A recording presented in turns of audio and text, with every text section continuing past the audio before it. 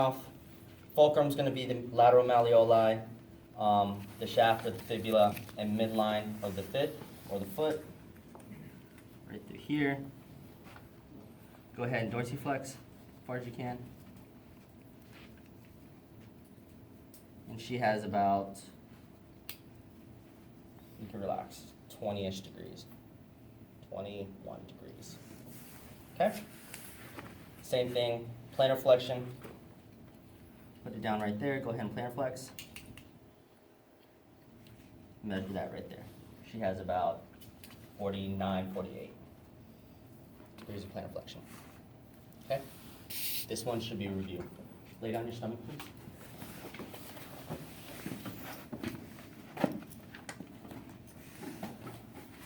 Rear foot inversion, eversion. You want to start them off at 90 again, right through there. Fulcrum is going to be in between the malleolus, bisecting between the two bones, or midline of the lower leg, and then the distal end of the calcaneus.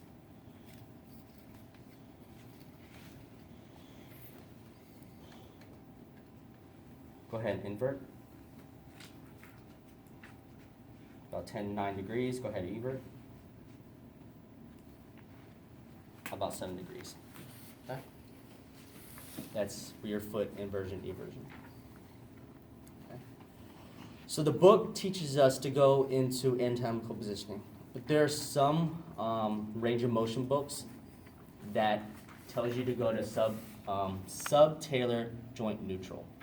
And we know how to find subtalar joint neutral by putting our index finger and our thumb on the heads of the talus. So we find the head's talus, we find the dome, then we palpate down, and we should be able to cup it, and then we look up, and we externally rotate until it's even, and that's where we would start our range of motion. Okay, and we'd hold it right there, tell them to remember that position, and then start a range of motions from there. Okay? I'm just telling you guys, I like the other way, but this is one way to do it. But as long as you document how you do it and are consistent, that is fine. Okay? All right, hop on your sit down and face me like I'm going to take your ankle. Okay, let me take your ankle. So manual muscle testing. Okay? This one is easy. Okay? I'm going to say perform manual muscle testing for dorsiflexion inversion. Okay? How would we do that? Can you please point your toes towards you, and then point inwards. Hold it right there. Don't let me pull you out. 3, 2, 1, go. Okay. Manual muscle testing for ankle dorsiflexion inversion, primarily testing out the tibialis anterior and the extensor hallucis longus. Okay. So each one of these manual muscle testing is the direction. When you manual muscle test, you're doing a brake test. Okay? So we can do, you can point your toes towards you and point them out. Hold it right there. You want to make sure they're not rotating the lower leg. Okay? So go ahead and do that again. And she wanted to rotate her leg. Bring it straight, and then go ahead and dorsiflex. Okay, relax. Point your toes out first. Point your toes out, then up. Hold it right there. 3, 2, 1, go. Okay? That's going to test out the perineal tertius and the extensor digitorum longus.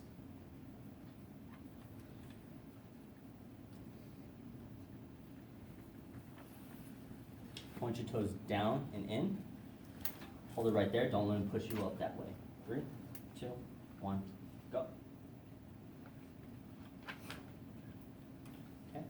It's going to test out the plantar flexors, so the gastrosoleus complex. It's also going to test out the tibialis posterior.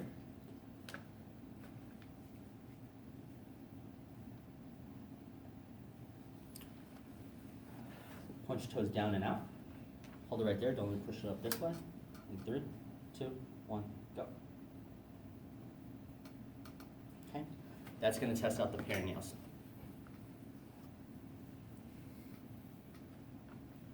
And then there's the other ones, the inversion, eversion, Dorsiflexion and plantarflexion, those are pretty simple. Same idea. Would you guys like me to go over those? Or do you guys feel like it's redundant? Word. I like the answer. No answer. Okay. Talocrural joint play. So what are we doing with this? We're testing out the integrity of the talocrural joint. Okay? So you're going to have them relax, slightly plantarflex. You're going to put your proximal on your hand over the ankle mortise, cupping it right through there. Your distal hand is going to be along the talus, as so. As so. Okay? You want to try to get the webbing of your thumb and your first finger right over the talus, over the head of the talus is, in the dome. And then you're just going to go posterior, just like that. Just feeling the integrity. You should feel a firm end feel. Just right through there. You can also do it prone. Open your stomach, please. Same idea here, cupping it, but this time you're grabbing the calcaneus and you're pushing it anteriorly. So you're testing out the integrity of the joint, but you're also testing out the soft tissue around it, so the static stabilizers. Right through here. But you're like, which static stabilizer are we testing out? It depends what are you doing in the evaluation, okay? If through my history, you can sit up like I'm taking your ankle. Through my history, they say I have pain here, and you think it's this structure. Okay, by me doing an anterior glide of the talocrural joint, I'm going to stress that structure out. Now, does that cause them pain? And if it's yes, okay, so now I know that that hurts. Most of these joint plays in these special tests, all they're doing is putting a tensile force on that structure. They're stretching out that structure to see if there's any pain. Okay. Where else are we going? Medial subtalar joint play. So you're going to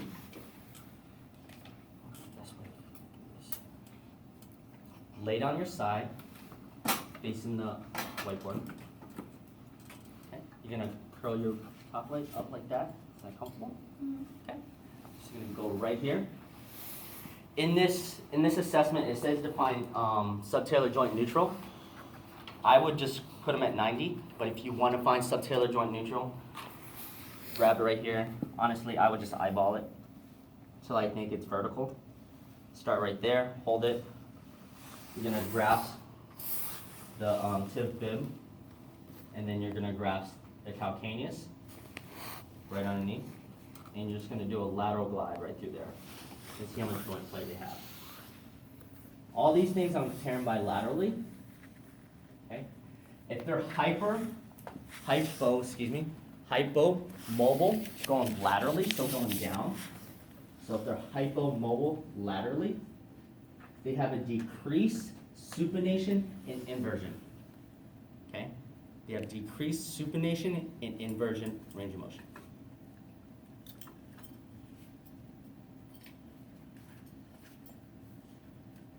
You could do the same thing. I'm going to flip it so that you guys can see.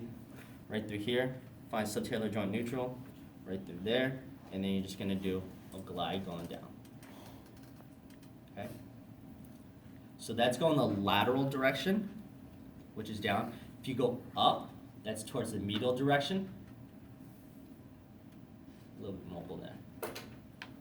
And these movements are very subtle. They're actually millimeters. And if they have hypomobility going medially, it's a decrease pronation in eversion range of motion. Okay? Sit up. You said increase? Decrease. Decrease.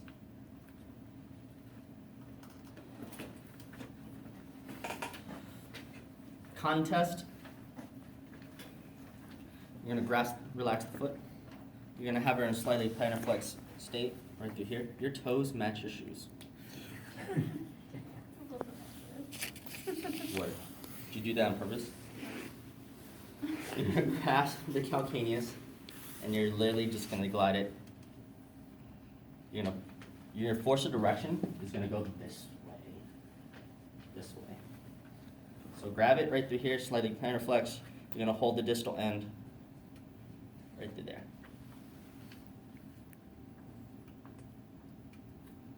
Okay. That's a lateral glide of the subtalar joint.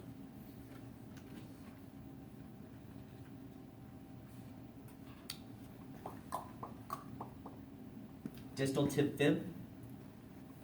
Okay. Distal tib fib, simple. Grab the tibia, relax the foot. The whole time you want to have them relaxed. Okay.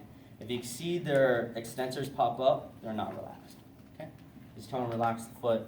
You're gonna grab the distal end, the tibia, and the lateral malleoli.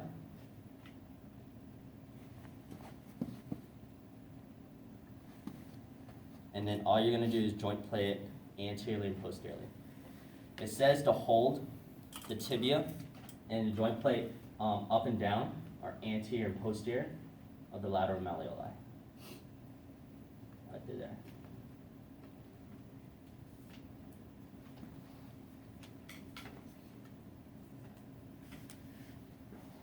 We'll learn how to do it up here, but that's fine.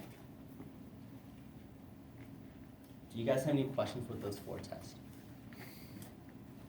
Oh, I have a question. So are you always moving the distal end? Yes. Okay. That's the one that's moving, right? And the proximal Yeah. is stabilizing? Yep. So Okay. proximal, typically stabilizing, so those 4, just moving the distal end. Okay. Any other questions? Good question.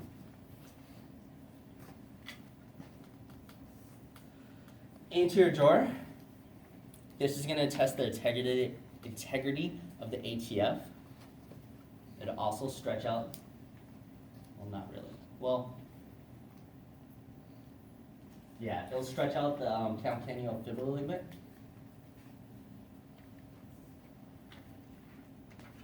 Okay. Do you guys remember that slide?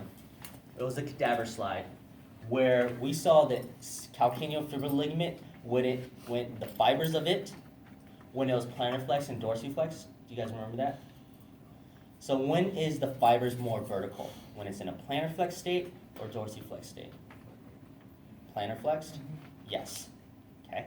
Are you sure? Okay. Perfect. So if it's in a plantarflex state and I go anteriorly, do you think that will stress out the calcaneofibular ligament more or the ATF, anterior talofibular ligament?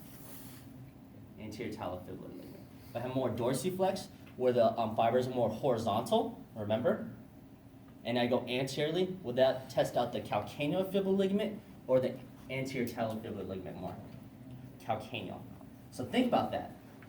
If I do an anterior drawer, you're just grasping the calcaneus, you're holding the proximal end, and you're just shifting upwards. You can see that small little shift. Sometimes I like to use my leg to help me stabilize, right through here. It should be a subtle.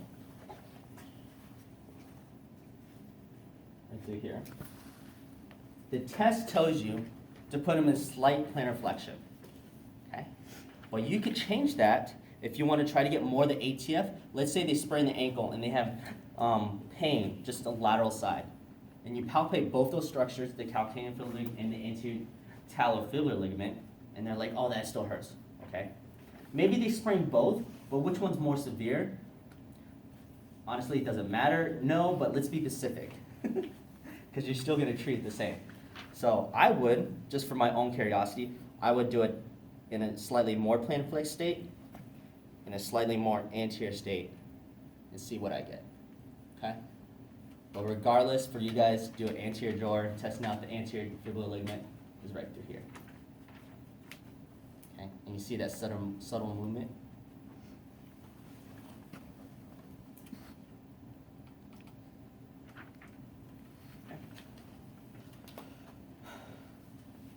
Then we're doing inversion and eversion. Hand positioning is the same as the anterior drawer.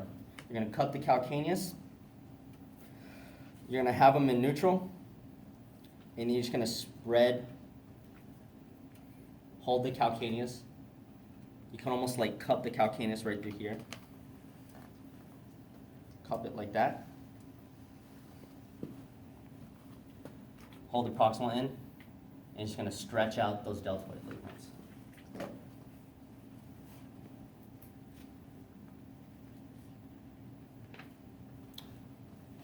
Same thing when you do inversion. So this one, you want to test out the calcaneofibular ligament when you do talar tilt inversion or inversion talar tilt. Okay?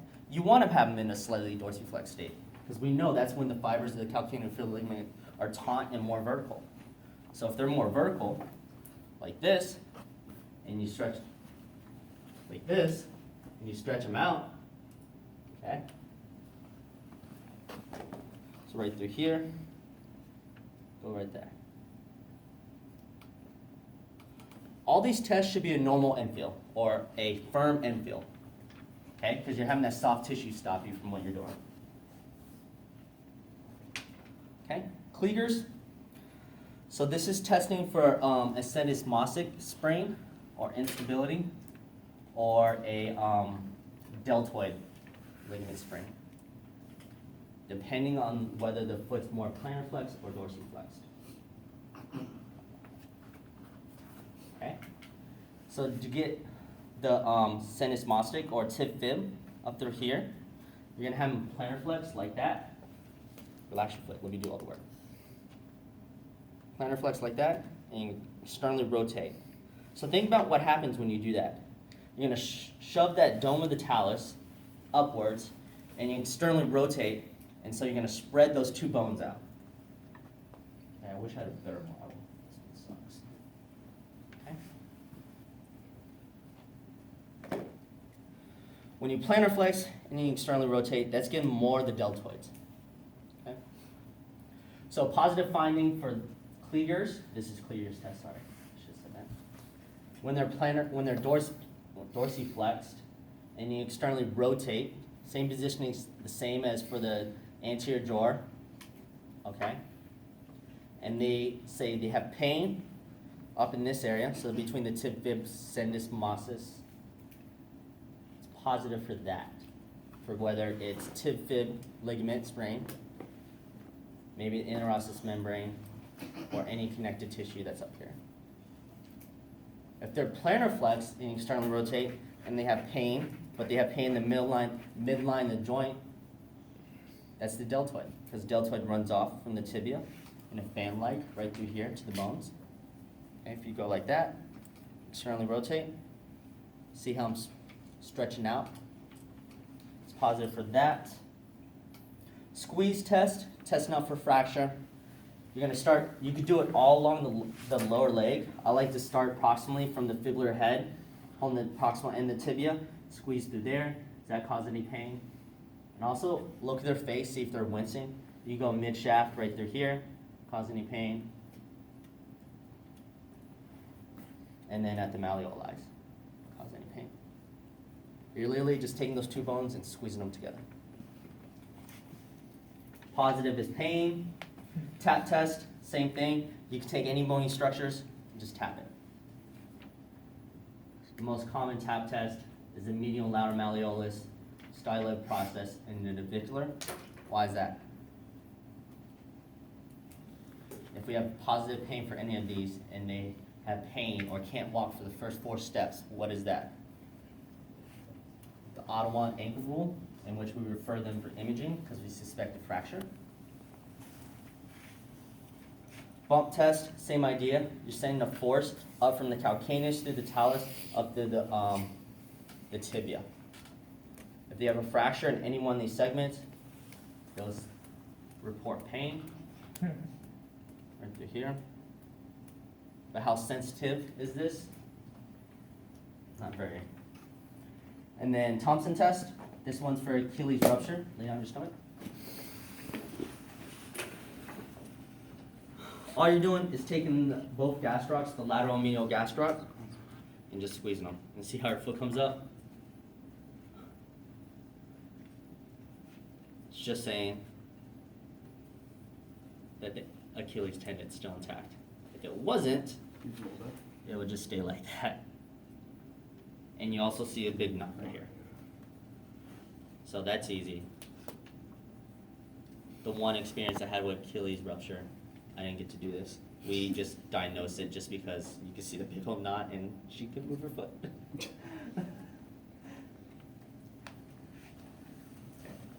Do you guys have any questions with that?